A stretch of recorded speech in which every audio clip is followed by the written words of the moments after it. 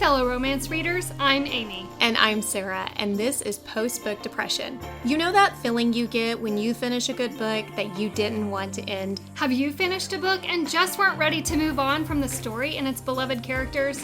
You find yourself needing just a little more? This multi-trope romance podcast gives you the opportunity to dig deeper with us into books we love as we discuss all the reasons we can't move on. Feeling chatty? You can continue the conversation with us on Instagram at Post-Book Depression Podcast or on Facebook in our Post-Book Depression discussion group. We would be so grateful if you would subscribe to our podcast and take a moment to leave a review. Are you ready? Let's discuss. Hey everyone, welcome to the show. I'm Amy. And I'm Sarah. And today is our 100th episode, friend. Woo! Happy birthday to us. Happy birthday to us. Congratulations. 100 episodes, friend. I cannot believe it. I never would have imagined when we started this that we would reach that. I know, 3.5 years, and it's crazy. Been such a wild ride. Yeah. I'm so excited for us. This is our last episode of the year, which we always round out with our favorite things from books that we've liked over the course of the year, and we're going to get into that. But since it is our 100th episode, I thought we could take a few minutes and just talk about the last 100 episodes, the last 3.5 years, take a look back. I'm excited to dig in. Are you? Me too. Yes, absolutely. In preparation for today's 100th episode, I went back and I listened to some of our earlier episodes. I know. It was a big difference from then until now. We've learned a lot. We've grown a lot. Yeah. As podcasters, in our discussion and our conversation with one another, the way we go about things as well. One thing that has not changed in the 3.5 years is how we pick our books, and we'll talk a little bit about that as we go into this conversation. But one of the things that I wanted to talk about today is, how do you feel like you've evolved as a reader over the last 100 episodes? Oh, that is an excellent question. Oh, man. That's a lot to unpack. I will say I don't choose my books quite the same as I did 3.5 years. Can you explain? What do you mean by that? Well, for one, there's some authors that I don't read anymore. And then there's some authors that I gravitate towards more. And I definitely feel like I've always read in the romance throughout my whole life, but I really dug into it right before we had started this podcast. And I do feel like, I want to say in the beginning, I was so much more adventurous. Okay, that's a good way to describe. Yeah, that we're going to go I with know that. what you mean by that. I wasn't, for instance, I wasn't as timid of angst. Okay. I have learned a lot over the last few years. Certain genres I don't do well in. Okay. And I've learned to become okay with that. I've learned you don't have to live in agony for 2 to 3 days to get a happily ever after. Do you know what I'm saying? Yes. And so I think for me, a lot of that has changed. I really look for, well, we've never been one for fluff, but before I could totally read a fluff and be fine. And now it's like, you need that deeper, that richer, that they're a story with depth. So I don't know. It's changed. It's evolved. I don't really know how to put quite into words. How do you feel? I love the description that you just painted for us, because I have been on this journey with you, and to see you go from starting back into your love for reading and kind of being along that ride with you, I can absolutely see the transformation that you just pictured for. Yes.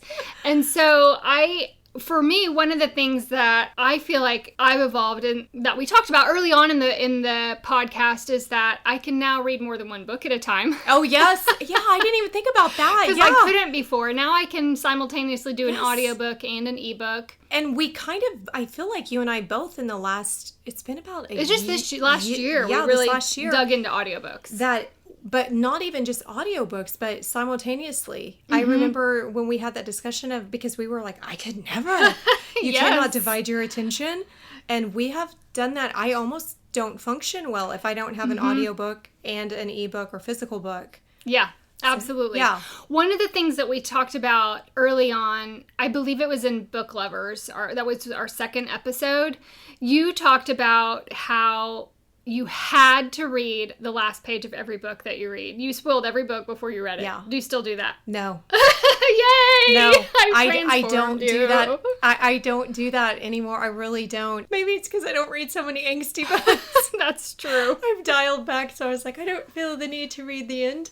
No, I don't. I get really frustrated. I find that Bookstagram is very frustrating for me if I get spoilers of certain things. If I see a book that's been out there that I haven't got a chance to get my hands on yet, I'm like, no spoilers. Yeah, So, along those lines, you had also talked about how you often go into stories blind, and I was not that way. I always had to read the description, and I'm finding in the last year and a half that I can now go into books just by vibes on the cover, or if I see a TikTok or an Instagram post of something that just sparks my interest enough, I will immediately go and add it to my TBR, and oftentimes I will just dig right into the book. Yeah. And I'm so excited that I've been able to transform to do that, or transition to be able to do that, because I've really been able to enjoy a lot of great stories that way just by going in blind. It's a lot of fun, and I felt like this year a good portion of our books that we covered on the podcast, we went in blind, which is very brave when you're trying to vet a book. When you're trying to vet a book to cover, but we did, and we made it work. There were several, if you know a reliable author that you just vibe with consistently, but we found some new ones too that we kind of did that, like, ooh, pretty cover. There were also some that they were not successful for us. We went in blind, and we did have to scratch that from our plans to use the book or the author. But I was talking to my husband about this, and I'm going to address something later on, but he said, you DNF'd more books this year. That is something that has changed on my journey. You're right. I didn't even think about that. I would not DNF a book in the beginning. It felt just so wrong. And I have DNF'd more books this year. And frustrating, honestly, because I don't like to do that. But some of them, I was like, I'm talking 60% in. 80% in, all the things. So I'm not afraid to DNF anymore. It still frustrates me to do it, because it's time invested. It is. I DNF'd 3 books back to back this year, and it would have been equivalent to a 400-page book. And I was like, I could have read a 400-page book. It really was, because we were vetting for the podcast, so it was just boom, boom, boom. No.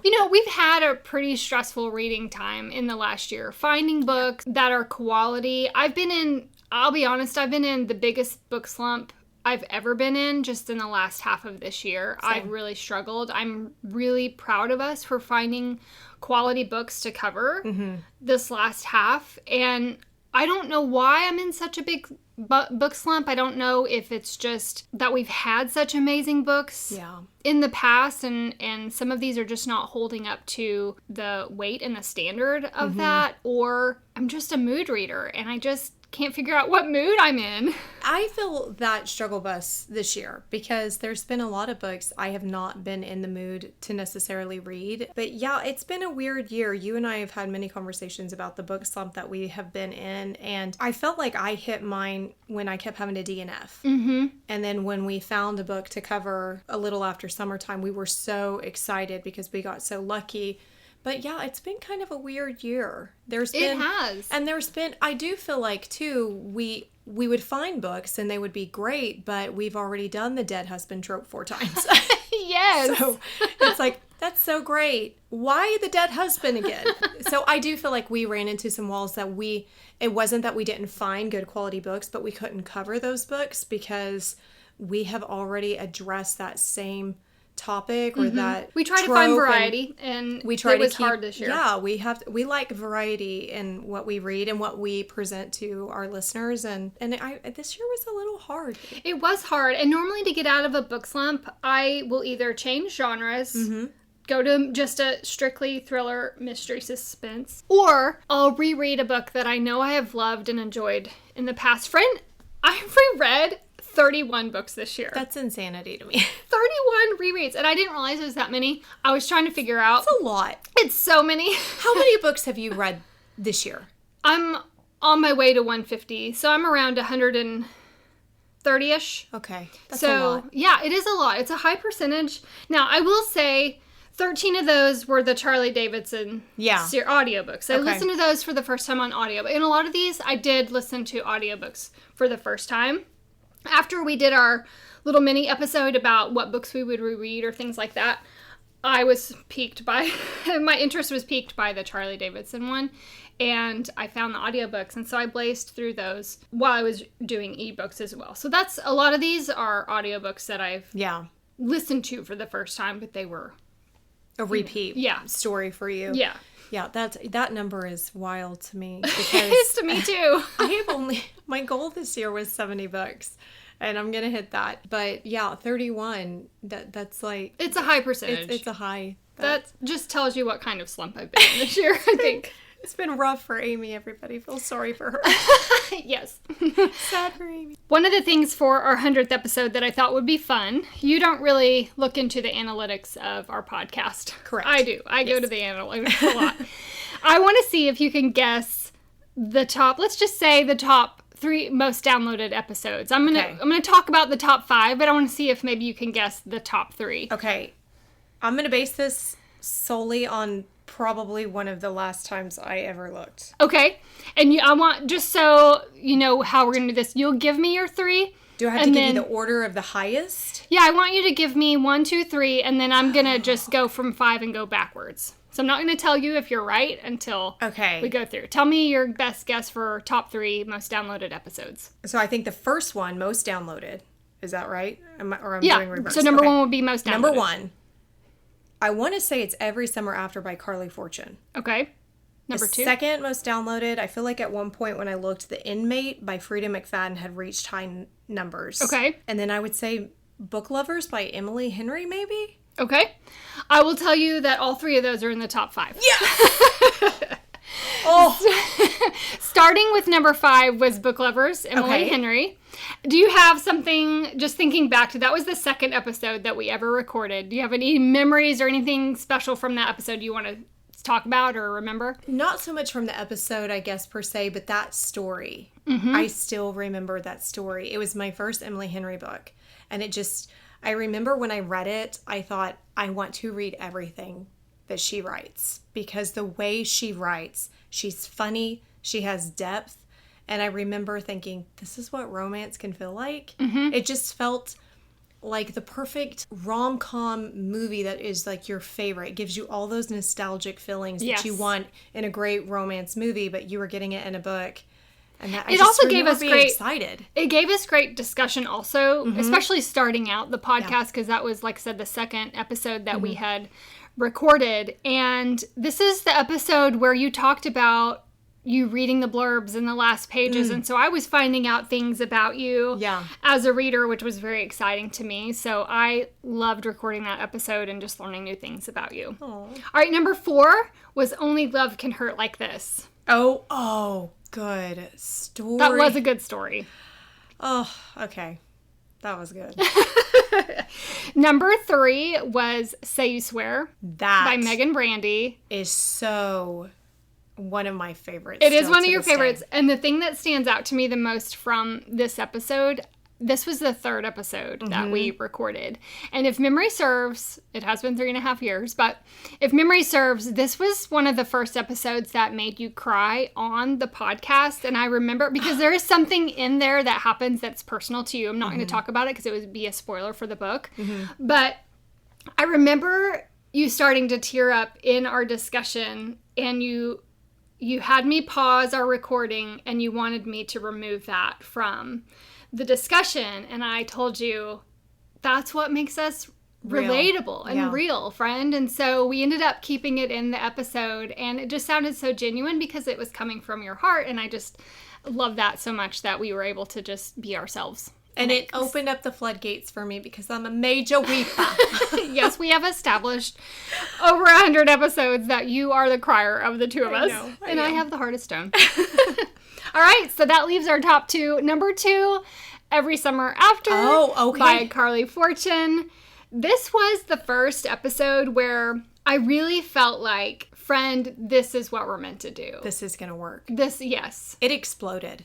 Yes. Our numbers, I do distinctly remember looking at that and being blown away. Yes. Because we freaked out when it hit over 500 listens, and then it just kept growing and growing and growing and growing, and like very fast. Yes. The numbers that was reached such high. a fun discussion too. There were points in the discussion where we didn't agree, but that also made us relatable to other listeners as well. I felt like it was one of the best episodes that we had discussion-wise, especially in that first year.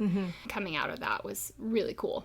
All right, so that leaves the number 1 is The Inmate by Frida McFadden. Man, people like psychological thrillers. They do. What my favorite thing with this episode, and I remembered it when I re-listened to the top 10 episodes, is we were talking about whether we thought the killer had been in the room with one of the characters at the time, and you freaked out so badly in that moment. We were recording here in my house, and it was at night, and kind of, darker vibes in the room, and your reactions to me asking you, I asked you if you felt like the killer had been in the room with her, and you hadn't until that moment. Your reaction to that was everything. I love that so much. That was a good conversation. That was a fun reel to make. I remember making that reel, and that was a lot of fun. It was a so good many story. Images to choose from. That is our top 5 most downloaded episodes. All great episodes. If you haven't had a chance to listen to those, I encourage you to go back and check those out, because they are great stories, great discussion. I loved all 5 of those. I did too. Over the last 100 episodes, what do you feel like was the most challenging part of doing this podcast? Well, we've kind of addressed it. This year was vetting books. You're right. It was hard. But I will say, I don't feel like we struggled with that for the first couple of years. I feel like this was the hardest year for us to choose. I don't know if it's because when you read in the romance genre, you start to cover all the same tropes over and over, and you kind of get, I don't want to say bored with them, because that's not necessarily the case, but you do find it refreshing when you get a twist on a fake marriage or fake dating trope. It's kind of nice, because it's like, oh, that was unexpected. So I do feel like vetting was challenging at moments. I can't really think of anything that I would say is like the most challenging. I know for you had to learn how to edit and stuff. You took on that role of doing all the audio editing. And yeah, that was brand new to me. Once I learned it, I felt good about it, but it was definitely a learning curve starting out. Well, we're very fortunate in that you and I, through this entire process, literally have been on the same page. Yeah. I love that about us also, in the fact that we never argued or disagreed about any book selections ever. If I was hesitant about one, or if you were hesitant about one, the other one also had the same hesitations and reasons for not wanting to cover it or moving on to something else. And I'm so grateful for that, because I feel like it gives us a unity. Yeah. It was funny, because in the beginning, one of us would voice that. And I remember that first year being kind of timid, and then you would say, oh, same. And then we would have a discussion about why we felt that way, and it was like, oh, that was totally fine. And so by the third year, you're just like, this is like, we're not, I'm telling you right now, this is a no. We just knew. I think for us, everything worked out so well, even in the beginning, organically. I think we kind of slid into, when we talk about, if anybody was to go back and listen from the very beginning, we had a different way of how we conducted our episodes. And, and so we had to find our roles. We had to find our roles, but once we found that, but we kind of slipped into that so organically, because you're so great with the opening, and I'm like, that's not really my vibe, and I'm not really great about writing that kind of stuff down and having in my head what I want to say, but I'm great at remembering details of a story. Yes, you are. And so I think, I wouldn't say that was challenging. It just happens so naturally for us, but it does kind of make me feel like anybody coming in new, I'm like, maybe don't start like quite at the beginning,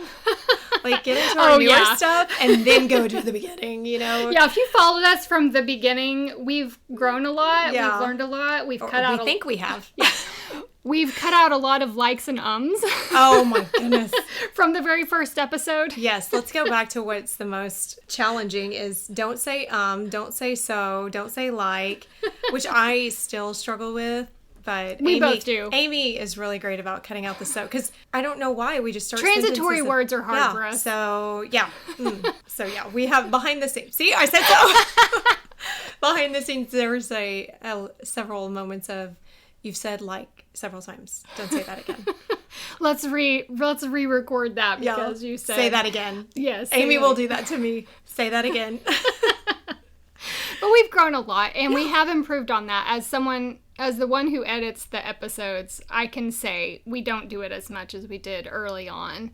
I also, one thing, going back to listen to some of the early episodes, when we gave our ratings, I feel like we would rate differently today than we did when we started. Yeah. We were very generous. And when I say generous, I mean we gave a lot of high ratings for things I don't feel like we would rate the same way reading Probably those same books today. Yeah. So I enjoyed going back and listening to those and seeing how we've evolved even just from You should have reread some of those in your 31 rereads just to see, would I rate this the same? I should have done that. That was a great call. It has been so great looking back on the last 100 episodes, but without further ado, let's get into our favorites from 2025. And as always, just because we talk about them for this year doesn't necessarily mean they came out in 2025. It's just books that we covered and we read in 2025. The format going into this, just so that you have a refresher, if this is the first time listening, you know, I will give my favorite of each category. Sarah will give her favorite of each category. And then we will give our favorite together that we've talked about and agreed as a team. This is our favorite of each category. And we have a handful of categories. And we're going to kick them off, friend, with our best book boyfriend. Tell me who your best book boyfriend of 2025 is. Okay, my best book boyfriend is Finn. He is from A New Leaf by Sam Wilde. And Charlie and Finn have the most amazing meet cute when adorable golden retriever Frank, so cute, happens to be blind, and he stumbles into her plant store by accident and causes unintentional chaos. I love it already. The scene is amazing. We meet Finn and he's confident, he's charismatic, and Charlie, she is pretty stoic and she's grieving the loss of both of her parents. She lost them at the same time. This is their store. She's moved back home. She's taken care of. Finn is just a ray of sunshine in her life. And I fell madly in love with this story and this couple. And obviously Finn, because hello, he's, you know. I haven't read this one. He is such a great book boyfriend. And the story took me by surprise because it has one of those cutesy cartoon covers. And you don't really know what to expect, but there's depth to the story, which I really appreciated. This was also a new to me author towards the beginning of the year. So I really enjoyed this writing. I'm going to have to check that one out. Yeah, it's a good one. You have me on the line there. Well, my selection is Miles from Promise Me Sunshine. This guy, I mean, it is a story about grief. He's helping the female main character work through grief, and that's challenging on its own, but Miles does it because he's lived through it also. And the way his actions and his love shines through to carry this female main character through grief, it's so endearing, it's so heartwarming. I love him so much. He brings me so much joy. I have to read this. This one is on my TBR. It has been for a while. It's so good. All right. Our decision together was Cole from The Birthday List by Devaney Perry. We covered this story on our birthday episode, actually, this year. We did. This is also a story that covers grief. And I mean, you mentioned lots of dead husbands, and that was the trope that got recycled this year. Yeah. He is incredibly patient and kind to the female main character. Yeah. She's also working through grief, as I mentioned. He's so gentle with her, and he's always putting her needs first. He's this incredibly sweet man. Don't you just love him? I love him. And it was funny, this is going back to Amy and I being on the same page as a lot of these. When we talked about our favorites as a group, it was both of those books, the books were always listed. We're like, yes, yes, so good. In agreement on that. Yeah, 100%. Okay, moving on to your favorite, sarcasm, angst, your most angstiest story this year. Okay, so for me, my most angstiest was What We Keep by Jennifer Milliken. Oh, that was such a good one. So good. We discussed this back in May. I personally didn't read too many angsty stories. I kind of already addressed that. It's not always my vibe. Listeners, you know this. So for me personally, What We Keep it's going to be my angstiest. Avery and Gabriel, they face so many challenges, and they break your heart what they go through, and it's a second chance romance, but it's in a way that I did not anticipate. They fight hard for their love story, and I just remember I needed to devour it in one go because I needed to get to the HEA. So I really did. I read this book, I think, straight through that day. If not, I finished it very early the next day because I couldn't handle the torture. It was very angsty. It was angsty, right? Yes, it was. Okay, so see, Amy says it's angsty. There was some too. twist to that one too that I didn't see coming. That's such a good story. It is so I'm good. pretty sure I gave that a 5-star. I think we both did. I think we did. Oh, it was so good. It was a great story. I love Jennifer Milliken's writing, though. I do too. She's an author. If I'm in a book slump, I can go and read one of hers, and typically it will bring me out. I've been making my way through, she has a cowboy series, and I've been savoring them because I don't want to read them too fast, you know? Because my book slump has been lasting forever, so I'll read one of hers and last then year, jump to something else. She was your favorite new to you author, and I thought, I need to check her out. Here for the Cake. Oh. Yeah. Yeah, I hear Klein from Here for the Cake was my top book boyfriend last year. Yeah. So good.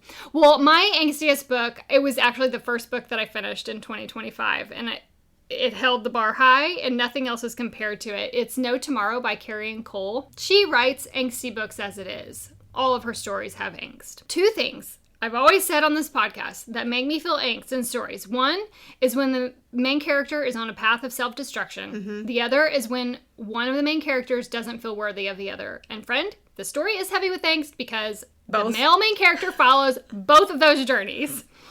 There's also a heavy mental health component with this story, but if you can, I encourage you to go in blind because it is so good. And I think going into it blind really will add to the angst. Okay. But also, you are not selling this for me. Not for you. I'm selling it to the listeners who love angst. You are my people, and that is who I'm talking to. Go in blind because the reward for that is so great. But I definitely encourage you to check those trigger warnings because there is that mental health component to it. But so good. So good. I'll take your word for it. Okay, our shared angstiest story is Heartbreak Hill by Heidi McLaughlin. Another great story we covered on the podcast. Yes. A young man with a heart condition that he's kept hidden from those closest to him. He collapses after a game of basketball. And as he waits for a solution, the love of his life must face the gravity of the situation and prepare for the unknown. So just the premise of the story I was getting ready to say right there. Angst. Tells you. Say no more. say less. Yeah. So 3 really great angsty stories if that is your vibe. Yes. Okay. New to us authors. Friend, who is your favorite new to you author? Well, like you, having a wild year for rereads, I went to check, and out of the books I've read so far, mind you, 70 is my number, 27 were new to me. Wow, friend, that's impressive. I was trying to find people to cover. I was That's trying great. to find. I was shocked. I knew I had a lot. I'm going to highlight a couple because I'm going to address them. Well, one I already addressed. So I'm just going to hey, you get a shout out. And then the second one I'm going to talk about later. And then I'm going to tell you my one I chose. Okay. So A New Leaf by Sam Wilde. Okay. Love that. Yeah. Love that. Already talked about that book. Go read it. So good. Divine Rivals by Rebecca Ross. Oh, I read that one too. Fantasy author. If you like romantasy, she is incredible. I'm going to talk about that later in a different section. Okay. So that brings me to my new to me author that I absolutely loved. The story is Drawn Together by Juliana Smith. This was a 5-star for me. It gives off the perfect NYC classic rom-com kind of vibe. Flora is a children's book illustrator who believes in an HEA, and her current job, it's not quite her forte. She's used to illustrating woodland creatures, and she is having to illustrate for a dark and moody, hard to work with author that she has never met in person. And Fletcher is a columnist who thrives on dark literature.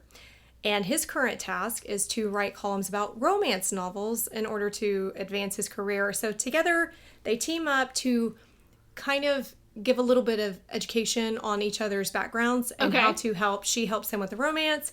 He helps her with the dark and moody. They exchange books. They have a two-person... Like a book club? Kind of, where they have to exchange the genres of which they're trying to perfect. Interesting. And this story is so delightful. This brought me out of a book slump. Did it? Okay. I did. And sounds like I need to read it then. I loved it. If you want the cozy, all the feels, Really great male main character, really great female character, just all over. I really loved the story. Highly recommend. Oh, that's awesome. Well, for me, I selected Laura Ashley Gallagher. My first book by her was The Plus One Contract, which we covered on the podcast. It was such a delight. And I have had the best time just chugging through her backlist. There really has not been any of her books that I would not recommend. Most of them can be read as standalones, or there are a couple of like interconnected, or I think she does have a couple of duologies or trilogies that she has written, but highly recommend.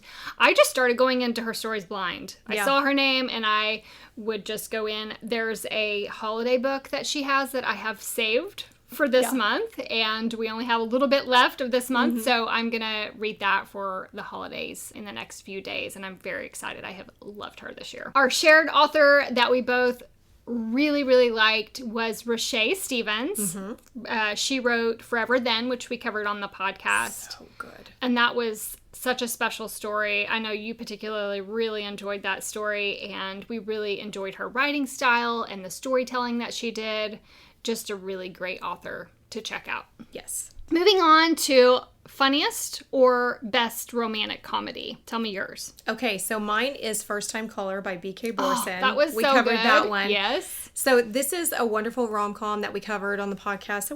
I think back in August. I love this story. This was recommended to me from my hairdresser. Read it. It was like, Amy, we got to get on this. It's so good. Aiden is the host of Baltimore's Romance Hotline. Lucy's a single mom and a mechanic. The two meet when Lucy's daughter calls in on her behalf, or her mom's behalf, and Baltimore wants to know more about Lucy and help her find an HEA. This is kind of a modern day Sleepless in Seattle. I like this version better, honestly. It's so good. So you definitely want to check it out. That was a good one. I enjoyed that one. It was a good, feel-good laugh story. Mine was The Plus One Contract by Laura Ashley Gallagher. I laughed so much in this story. This one's about a young woman who's headed home for her brother's wedding, and she has to face the ex who cheated on her after like a 7-year relationship, I think. And she's terrified of facing her family after she's moved to New York City for her career. And on the flight home, she has this chance encounter with a businessman who's looking for a date to this important gala that he's headed to. And so they make a napkin contract on the plane to be each other's dates for each of these things. I laughed so much in this story. I had a big goofy grin the whole time and just really enjoyed the delightful ride of this story. That was a good one. Our shared funniest rom-com, I'm sure it would be no surprise because we laughed through the whole episode recording Loving a Vampire is Total Chaos by Aura Hayes. So funny. I laughed so much in this story, and I thought, what's wrong with me? It's a dark rom-com about a young detective who's working to solve a series of violent murders while a vampire is growing more obsessed with her after he discovers she is his fated mate. The story was such a delight. This was so good. This was one of those dark rom-com done well, in my opinion. Because sometimes they're not, and you know, not all dark romances have to be angsty. They can be funny, and she did a really great job with it. All right, moving on to biggest surprise. Biggest surprise. Okay, I have two. Okay, pulling an Amy here. I'm gonna. I do. I tried to narrow it down. Okay, it's hard sometimes. It is. Okay, the first one I'm gonna give you is called "None of This Is True" by Lisa Jewell. Oh yeah. Oh, I've seen that. I haven't read it. I've seen the cover. Just heads up, this is not a romance story. Okay. This is a psychological thriller. It's going to leave you guessing what's true. Okay. When Allie meets Josie, she has no idea that her life will turn into a true crime podcast. Oh. The story is dark. It has many twists and turns, and if you enjoy suspense thrillers, I recommend this. So that's my first one. Okay, sign me up. And I say this one because it was a big surprise to me. My second one, we discussed this one on the podcast, is Always You and Me by Danny Atkins. Lily and Adam, they're happily married until he falls terminally ill, and Adam tells her to find her long-lost best friend Josh and forgive them both. And this story is a second chance romance that had some surprises you won't expect as well, or it will have some surprises that you expect as well as ones that you don't. Okay. So I think we had kind of talked about that. I don't want to say too much on that. If you haven't read it, check it out. Like you, I have too. I couldn't decide. The first one, is Shield of Sparrows by Devney Perry. This is a romantasy about a young woman who's forced to marry a prince in a blood oath that's arranged by her father in an effort to force her to spy for her father. This kept me on the edge of my seat. I listened to the audio book of this, and Samantha, the one who narrated it, did an amazing performance. It is a cliffhanger because it's going to be a trilogy, but I don't normally gravitate to romantasy stories. This one is a fantasy with historical romance vibes, which I also am not typically drawn to. It's set in like the King's Queens era, but I loved it, and that's why it surprised me in the best way, because these are two tropes that I don't typically gravitate towards, but it really held my interest. There are some predictable parts, like you mentioned in your story, but there are also some parts that really surprised me in the best way, and I'm very much looking forward to the second book, which comes out in 2026. So is it the storyline that surprised you the most, or the fact that you enjoyed the tropes? Okay. The story had some twists and turns, but also the fact that I enjoyed a couple of the tropes in there that I don't normally go to. I'm so proud. I know. I knew you would be. Especially as soon as you said historical, I was like, oh, she liked it. And the second book that was the biggest surprise for me is Boiling Point. And this is a professor-student forbidden romance about a 25-year-old physics student who makes an unexpected connection with her 38-year-old professor. The story was beautiful, and it took an interesting twist on a usual trope, which is why it surprised me. The author pleasantly surprised me many times with the direction that she chose to take this story, and I feel like is one of the better student-professor stories. Hey. It surprised me in the sense that it's not just your expected spicy age gap forbidden romance. There's some depth to the story, and the way that she wrote this and the twist that she took it, I was very pleasantly surprised that it was not the usual just spicy student-teacher vibe. Yeah, you get that sometimes with this student-teacher. This was a student-professor story done right. There you go. It was great. I love it when an author can do that. Me too. All right, so the biggest surprise for both of us, When We Had Forever. Mm-hmm. We loved this one. Mm-hmm. 6 months after her husband's death, a woman is still trying to make peace through her grief while realizing her marriage was over long before her husband's death. When cleaning out her husband's office, she makes a discovery that will alter everything she knew about him. It has twists and turns. This was a great journey to experience. I loved talking about this book too. I really loved this one. I ended up going and reading some more of Shailene Gandhi because she was a new to me author. Yes. And I really This was a 5-star. This was a 5-star. And you know what was crazy is that some of it you do kind of see, you question, but she just had these twists that you're like, ah. So I really enjoyed that one. All right, we got 2 left, folks. All right. This is a new category this year. New alert. New alert, since Sarah and I talked earlier about the fact that we really started to dive more into audiobooks this year. We wanted to do a category for best audiobook performance. Yeah. So, friend, kick us off with your selection. Okay. Mine is Divine Rivals by Rebecca Ross. Oh, that was a good one. I also listened to the audiobook. Yes, so good. Alex Winfield and Rebecca Norfolk are the narrators of this story. It had been a while since I had read a romance fantasy, and this story was also recommended to me. Shout out to my hairstylist, Jane. Hey, Jane, you awesome. And she hit me up with these when I was in a mega book slump. So that's when we got First Time Caller and this and several others. But back to this. Divine Rivals is a story about a war between gods. Iris and Roman are writing rivals who discover they have an unexpected connection. And I fell in love with this story not only for the beautiful world that Rebecca Ross has created, which, shout out to this author. If you're into romantasy, check out some of her other books. I've been kind of reading her this year, and I have thoroughly enjoyed everything I've read. But also because the way these narrators brought this story to life, their voices were so, I don't want to say soothing because then you think, oh, boring, but it's not. I love their accents, and I felt like they really made the story come to life, and I could envision between the way they narrated it and Rebecca's words that she had created this story. I could see it. I could see the world, and I really enjoyed it. I vouch for that as well. It was a good one. Well, I had to. I have to. I'm sorry, I have to. You did listen to a lot of audiobooks. I did. So fair. Shield of Sparrows, which I just talked about. Mm-hmm. Samantha Brentmore. This is a single narration. So it's just Samantha Brentwar reading this book, and she killed this performance. With her reading both the guys and the girls' parts, there were times I completely forgot it was just her narrating. She does such an amazing male voice. It's hard to find narrators that can do both genders. Yeah. Whew. But wow, she nailed it. And I loved it so much, friend, that I finished it in 24 hours, and then I immediately started and listened to it a second time, back to back. That's how much I loved it.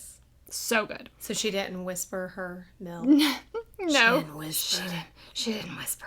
Didn't do her Mel voice with a whisper.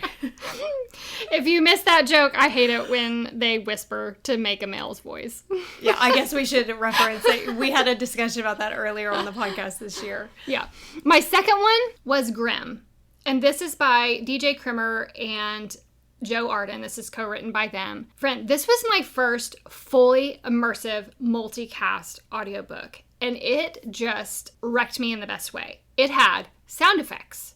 It had music. It had, like I said, it was multicast. So it had multiple people. It was like almost every character had its own person speaking, which to me, as I started audiobooks this year, that was my biggest hang up. It was hard for me to follow along the story because I was so caught up on who's speaking. Now that I've listened, I'm well past that. But to listen to this multicast, fully immersive book, it elevated the listening experience and made it completely immersive and atmospheric. I just can't even tell you how cool it was to listen to this with sound effects and music and everything. I've yet to listen to an audiobook with all of that. I I highly started recommend. one earlier this year, and then or at the end of this year, and then I wasn't vibing with that particular genre at the time, so I backed out like within 5 minutes of it. But it did have that.